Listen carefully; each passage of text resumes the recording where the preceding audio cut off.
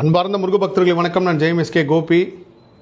தைப்பூசம் விரதம் இந்த 48 நாள் விரதம் ஆரம்பிக்கிறோம். எல்லாருக்கும் ஒரு தேவை இருக்குது. ஒருத்தங்களுக்கு பொருளாதார தேவை இருக்குது, ஒருத்தங்களுக்கு வீடு வாங்கணும், ஒருத்தங்களுக்கு கார் வாங்கணும், ஒருத்தங்களுக்கு குழந்தை வேணும், ஒருத்தங்களுக்கு கல்யாணம் ஆகணும், வேலை வேணும், இப்படின்னு எத்தனையோ தேவைகள் இருந்தாலும் இந்த விரதம் இருக்கிறப்போ ஆத்மார்த்தமாக இருக்கீங்க.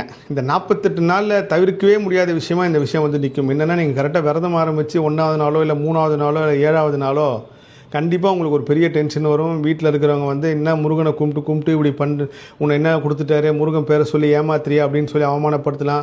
உங்கள் அப்பா அம்மாவே திட்டலாம், இல்லை உடன் பிறந்தவங்க திட்டலாம், இல்லை உங்கள் கணவன் மனைவிக்குள்ளே சண்டை வந்து நீ முருகனையும் கும்பிட வேணாம், ஒன்றையும் கும்பிட வேணான்னு சொல்லி திட்டலாம். இப்படி பல அவமானம் வரும், பல அசிங்கம் வரும்.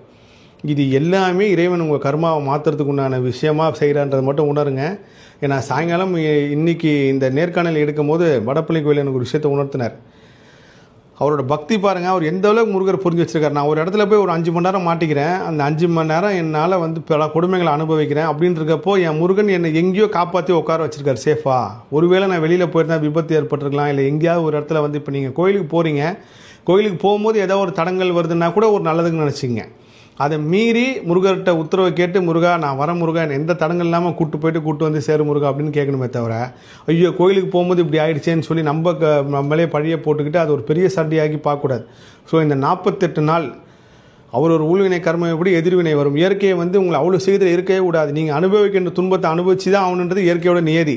அப்படி இருக்கும்போது நம்ம ஒரு இயற்கையிட்ட கருணையாக தான் இந்த விஷயத்தை செய்கிறோம். 48 நாள் உங்களால் எந்த உயிரும் கொல்லப்படலை, யாருக்கும் எந்த பாதிப்பும் இல்லை, யாரும் நீங்கள் புறம் பேசலை, யாரோட கண்ணீருக்கும் நீங்கள் ஆளாகலை, யாரோட மனசையும் வேதனைப்படுத்தலைன்றப்போ அது அப்படியே உங்களுக்கு பன்மடங்காக திரும்ப வரும். அதனால் இந்த 48 நாள் இருக்கிறப்போ கடுமையான அவமானம் உங்களுக்கு ஏற்படலாம், கடுமையான வேதனை ஏற்படலாம்.